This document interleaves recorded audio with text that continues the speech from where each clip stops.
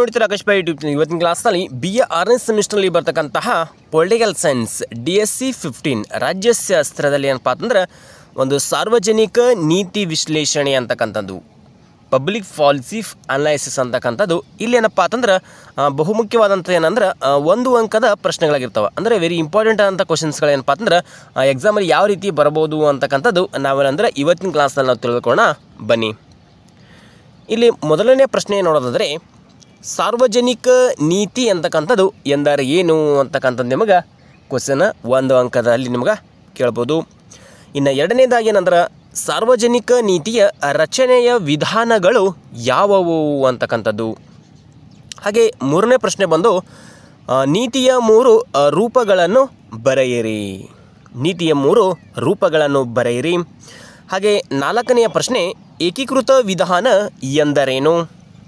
5 ನೀತಿ ಆಯೋಗ ಅಂತಕ್ಕಂಥದ್ದು ಎಂದರೇನು ಅಂತಕ್ಕಂಥದ್ದು ಪ್ರಶ್ನೆ ಇದೆ.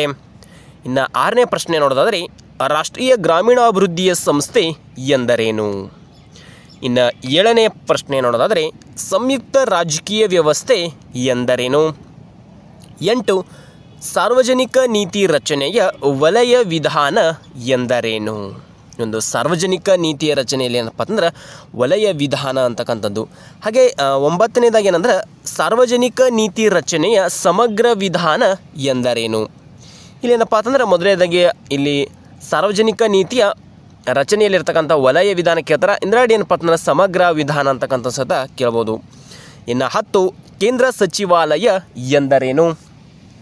11 ಸಂಶೋಧನೆ ಎಂದರೇನು. 12 ಕೇಂದ್ರೀಕೃತ ಯೋಜನೆ ಅಂತಕ್ಕಂಥದ್ದು ಎಂದರೇನು ಅಂತಕ್ಕಂಥದ್ದು ಇಲ್ಲಿ ಪ್ರಶ್ನೆ ಇದೆ. ಇನ್ನು 13ನೆಯ ಪ್ರಶ್ನೆ ಕಾರ್ಯಸೂಚಿಯ ನಿಗದಿ ಅಂತಕ್ಕಂಥದ್ದು ಎಂದರೇನು.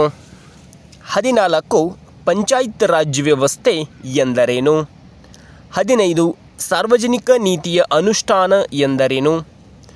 16 ಪರ್ಯಾಯ ನೀತಿ ಎಂದರೇನು. 17 ನೀತಿಯ ಪರಿಣಾಮ ಮಾಪನದ ಅರ್ಥವೇನು.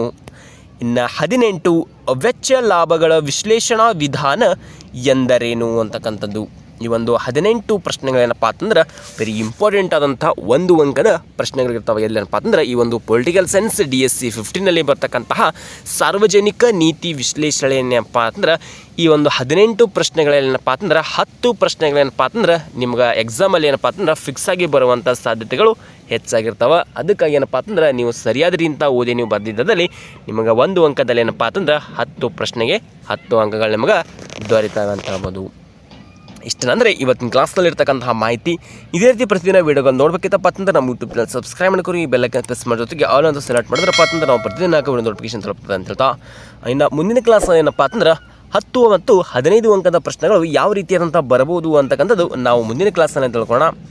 ಇವತ್ತಿನ ಕ್ಲಾಸ್ ಮುಗಿಸ್ತಾ ಇದ್ದೀವಿ. ಮತ್ತೆ ಮುಂದಿನ ಭಾಗದಲ್ಲಿ ಭೇಟಿಯಾಗೋಣ. ಧನ್ಯವಾದಗಳು.